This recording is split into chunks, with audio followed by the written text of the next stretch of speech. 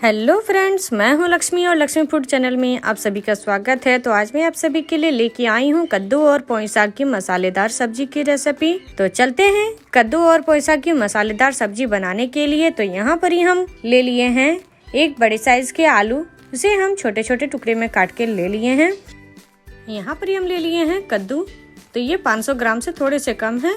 और साथ में ही पोई साग है, तो यहाँ पर पोई के पत्ते हैं और साथ में थोड़े बहुत डंठल भी हैं। उसके खाने में बहुत ही स्वादिष्ट लगती है डंठल। और यहाँ पर ही हम थोड़े से चने ले लिए हैं, 2 से 3 बड़े चम्मच चने फुलाए हुए और एक बड़े साइज के प्याज कटे हुए।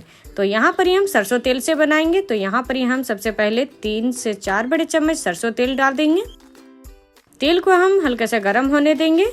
अब इस पे हम डालेंगे जीरा हाफ चम्मच। तो यहाँ पर ही हम 2 तेज पत्ता भी साथ में डाल दे रहे हैं।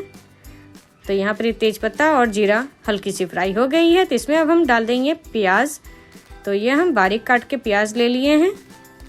तो अब इसे हम गोल्डन ब्राउन होने तक अच्छी तरह से भून लेंगे हम। आप चाहे तो कोई भी कुकिंग ऑयल से बना सकते हैं, तो इसे हम सरसों तेल से ही बनाएंगे क्योंकि ये बहुत ज़्यादा स्वादिष्ट लगती है सरसों तेल से। तो यहाँ पर ही अब हम डालेंगे लहसुन और अदरक का पेस्ट। अब इसे भी हम चलाते हुए भून लेंगे हम। तो यहाँ प्याज भी हल्की हल्की सॉफ्ट हो गई है, तो इसे हम लगभग और 1 से 1.5 मिनट तक अच्छी तरह से भून लेंगे चलाते हुए।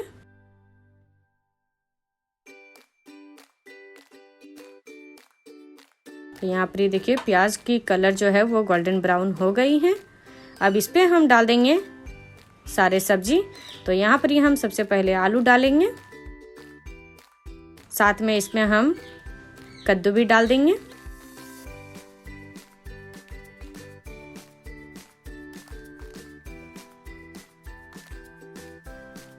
अब यहाँ पर हम पोई के पत्ते भी डाल देंगे। तो सारे हम पोई साग के पत्ते को डाल दिए हैं। अब इस पे हम डाल देंगे चने फुलाए हुए।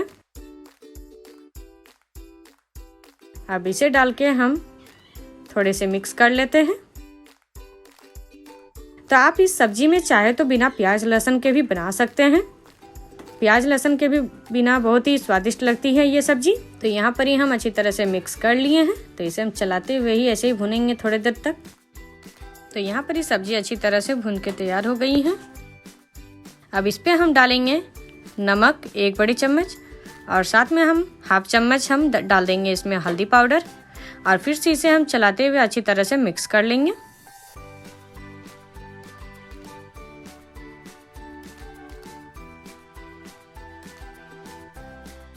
तो यहाँ पर हम अच्छी तरह से मिक्स कर लिए हैं। अब इसे हम ढक के लगभग 2 से 3 मिनट तक पका लेंगे मीडियम फ्लेम में। तो यहाँ पर ही देखिए सब्जी भी अच्छी तरह से भून के तैयार हो गई है। तब हम इस पे डालेंगे मसाले। तो सबसे पहले हम थोड़ा सा मिक्स कर लेते हैं, उसके बाद ही हम मसाले डालेंगे। तब हम यहाँ पर ही मसाले में हम डालेंगे जीरा पाउडर हाफ चम्मच, धनिया पाउडर हम ले लेंगे हाफ चम्मच, काली मिर्च पाउडर हम इस पे डालेंगे हाफ छोटी चम्मच, साथ में ही इसमें हम रेड चिली पाउडर डाल देंगे हाफ चम्मच।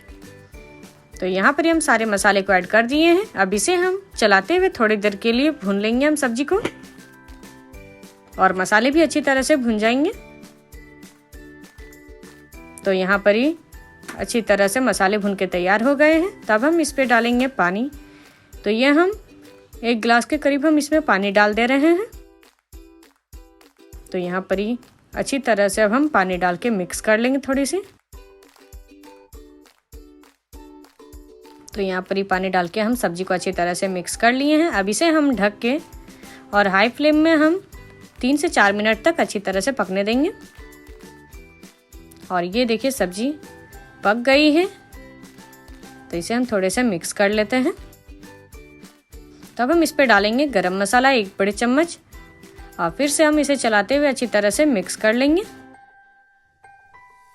और इसे हम फिर से ढक के 1 मिनट तक अच्छी तरह से और पकने देंगे। तो यहाँ पर ही 1 मिनट पूरी हो गई है और सब्जी भी हमारी बनके तैयार हो गई है। तो ऊपर से हम थोड़े से गार्निशिंग करेंगे हरी धनिया के साथ। इससे बहुत ही अच्छी स्वाद लगती है। तब हम इसे फिर से मिक्स कर लेते हैं और ये हमारी कद्दू पोई साग की मसालेदार सब्जी बनके तैयार हो गई है। तो आप इस सब्जी को चावल के साथ में या फिर पूरी या चपाती के साथ में सर्व कर सकते हैं। ये बहुत ही स्वादिष्ट लगती है खाने पे। तो आप सभी को यदि हमारी ये रेसिपी यदि अच्छी लगी हो तो आप सभी हमारी वीडियो के नीचे लाइक, शेयर एंड सब्सक्राइब करना ना भूलें, साथ में कमेंट करना भी ना भूलें।